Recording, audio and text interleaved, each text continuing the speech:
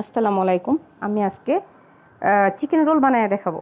ঠিক আছে, আপনারা জানি না বাসায় কে কীভাবে বানান। আজকে আমার আসলে সন্ধ্যার পরে কে নাস্তা বানায় দিব, আমারটা তো আমার নিজেরই বানাইতে হয়, তাই না? তাই আজকে চিন্তা করলাম যে রোল বানাই।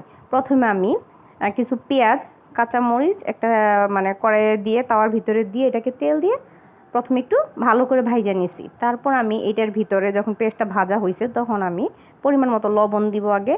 তারপর আমি একটু আদা বাটা, রসুন বাটা আর জিরা গুঁড়া দিয়ে ভালো করে মশলাটাকে একটু কষিয়ে নিব। তারপর আমি সামান্য গরম মশলার গুঁড়া দিয়ে দিব।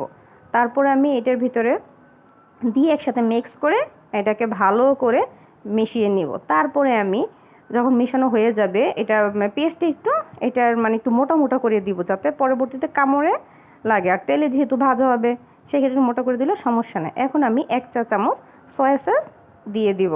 তারপর আমি এটার ভিতরে ভালো করে যখন এটা ভাজা হয়ে যাব তখন আমি আগে থেকেই আপনার মুরগির মাংসটাকে একটু মানে তেলে ভেজে নিয়েছিলাম। এখন এইটা আমি ভালো করে এটাকে ছোট করে আমি এগুলোকে কিমার মতো করে নিয়েছি। এখন আমি এটার ভিতরে দিয়ে দিব।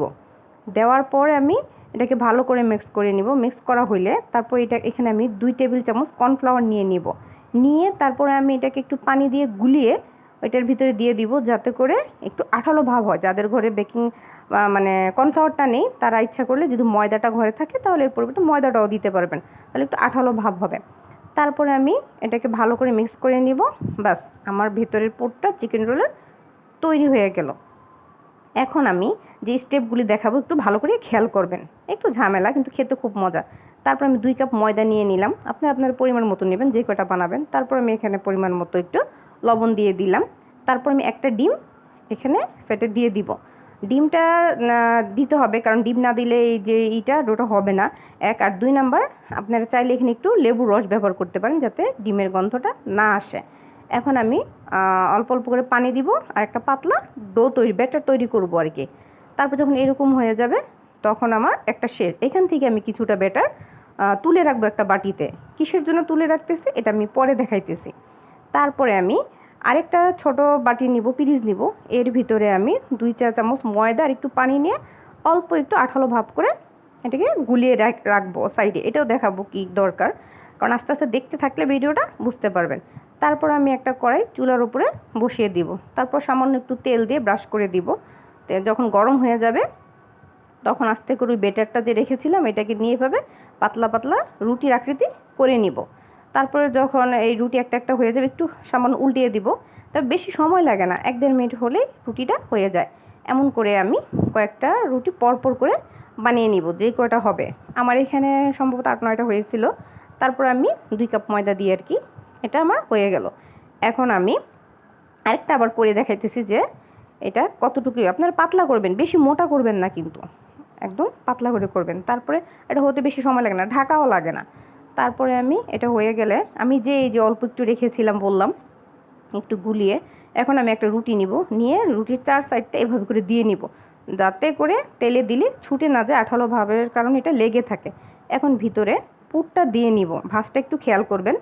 তারপর এটা দেওয়ার পরে আমি 2 সাইড থেকে মুড়িয়ে পরে এই পাশ থেকে মুড়িয়ে ভালো করে রোলের আকৃতি করে নিব। আর এটা ওই আঠালোর ওই যেটা মানে ডোর মতো করেছি ওইটা দেওয়ার কারণে এটা ছুটবে না।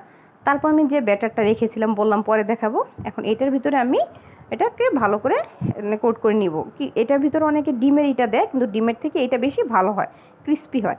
আর এখানে আমি ব্রেড ক্রাম রেখেছিলাম, ব্রেড ক্রামটা দিয়ে দিব। ব্রেড ক্রামটা হচ্ছে এটা, এখানে ব্রেড ক্রাম আহামরি কিছু না, ঘরেই তৈরি করতে পারবেন। আমরা যে ব্রেড খাই ব্রেডের সাইডের গুলো আমরা একটু রোদ্রে দিয়ে বা একটু পাতিলে গরম করে ব্লেন্ডারে গুঁড়ো করে নিলেই হবে ব্রেড ক্রাম। তারপর আমি যে ব্রেডটা রেখেছি এটাকে আবার এটার ভিতরে চুবিয়ে আবার আপনাদের ব্রেড ক্রামের ভিতরে এভাবে গড়িয়ে নিব, তাহলে ক্রিস্পি ভাবটা ভালো করে আসবে, এই কারণে আর কি দেয়া। তারপর আমি একটা কড়াইয়ে তেল গরম দিয়ে নিব। তেল গরম হয়ে গেলে আমি একটা একটা করে ভেজে নেব এটার ভিতরে। আর কেউ চাইলে একটু বেশি ভেজে নিতে পারেন, আমি প্রথম 2টা একটু কড়া করে ভেজে নেব, আপনাদের দেখাচ্ছি। যে কড়া পছন্দ করেন সে কড়া করবেন, যে হালকা করেন যে সে হালকা করবেন। এরপরে 2টা আমি একটু হালকা করে ভাজবো, এরকম করে আস্তে আস্তে একটা একটা করে এভাবে ভেজে নেব। আপনারা বাসায় এভাবে ট্রাই করুন, খেতে দুর্দান্ত হয় এই রোলটা। আশা করি সবার ভালো লাগবে। আর অবশ্যই বাসায় ট্রাই করবেন, কার কেমন লেগেছে অবশ্যই আমাকে কমেন্টের মাধ্যমে জানাবেন। আল্লাহ হাফেজ।